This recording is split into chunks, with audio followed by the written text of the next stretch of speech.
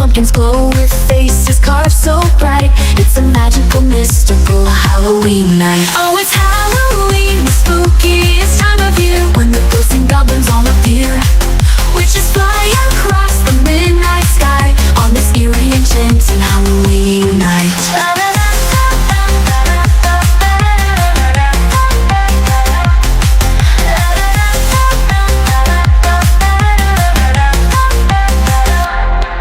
Cobwebs hang in every corner dark.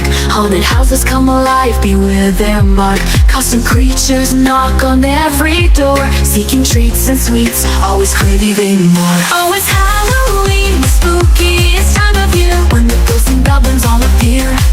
Witches fly across the midnight sky on this eerie, enchanting Halloween night.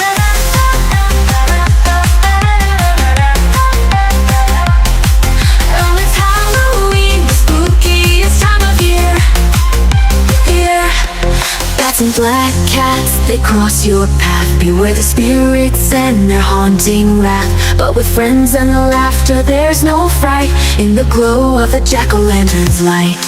From witches' brews to vampire bites, werewolves howl like the full moon's light. It's a time of fun and playful fright on this thrilling, chilling Halloween night. Oh, it's Halloween, the spookiest time of year, when the ghosts and goblins all appear. Witches fly across the midnight sky on this eerie, enchanting Halloween night. Gather round, let the tales be told of magic, mystery, and legends old. For once a year the spirits take their flight on this wondrous, whimsical Halloween night.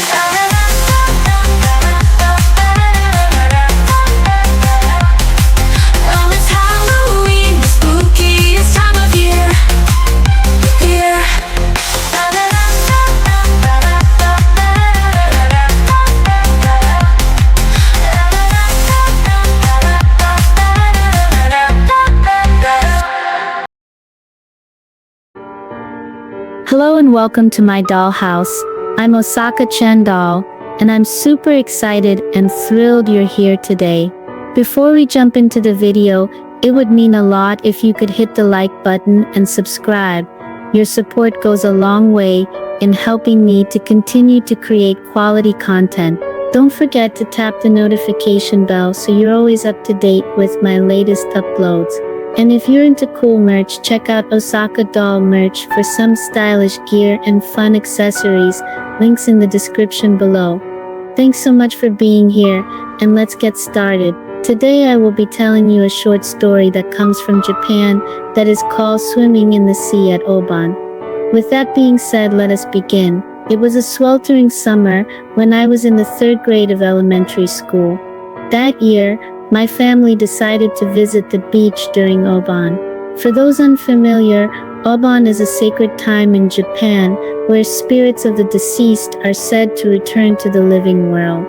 Traditionally, it's a time to honor our ancestors, but it also carries whispers of danger, especially in the ocean. People say the sea during Obon is restless, filled with jellyfish, and more ominously with spirits. My family was aware of these superstitions, but we dismissed them. The plan was simple: stick to the shallow waters and avoid any risks. My father, who wasn't a strong swimmer, preferred to relax under the shade of a beach umbrella, watching from a distance. My mother, a confident swimmer, would accompany me, and we'd stay close to shore. That afternoon, the sun blazed down on us as we made our way to the water. I remember the feeling of excitement bubbling inside me as I clutched my inflatable float. My mother pulled me along while we played, splashing about in the cool water. Everything seemed perfect: the sound of the waves, the laughter of other families on the beach. It was all so serene. But then, something changed. I glanced back towards the shore and noticed it seemed distant, too distant. The beach umbrella where my father was supposed to be watching us appeared much smaller than before, as if the ocean had been quietly pulling us away. "Mom," I called out, unease creeping into my voice. "Isn't the beach getting farther?" My mother turned to look and froze.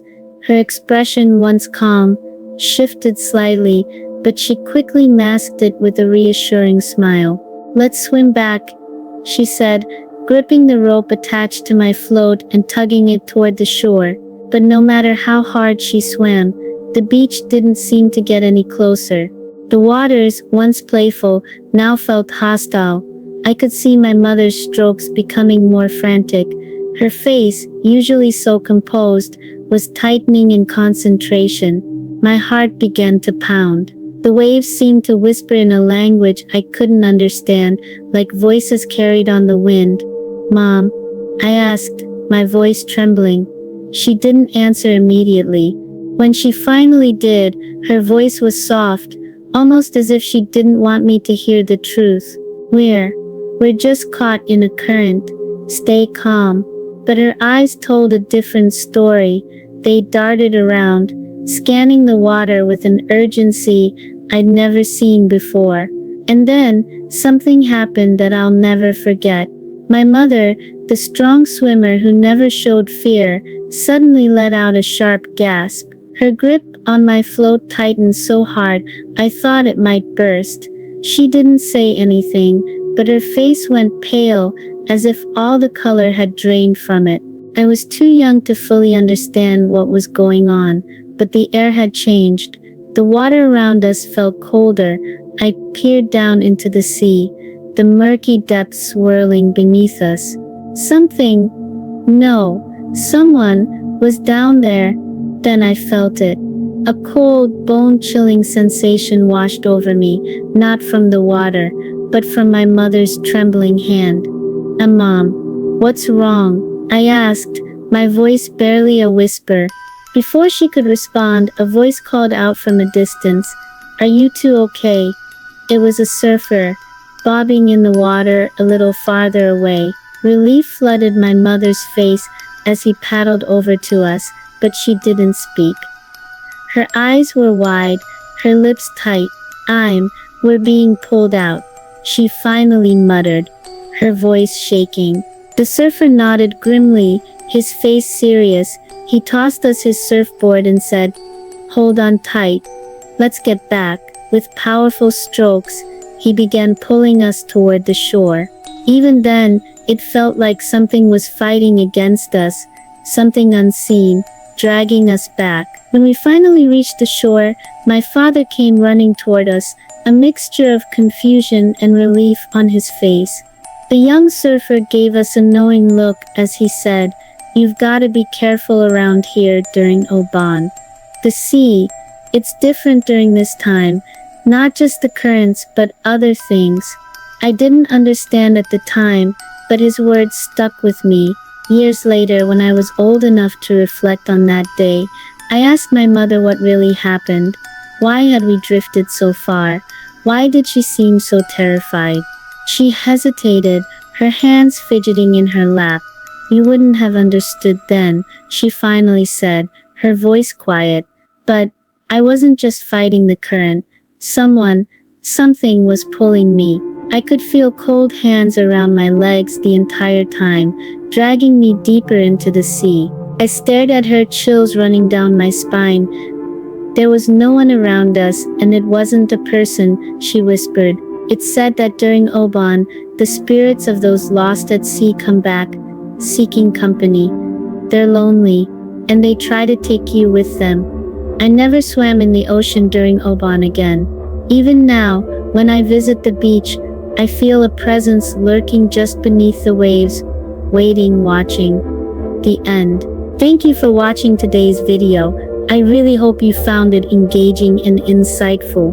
If you enjoyed the content, please consider showing your support by liking the video and subscribing to my channel. Your feedback is what keeps me motivated to keep creating valuable content for you.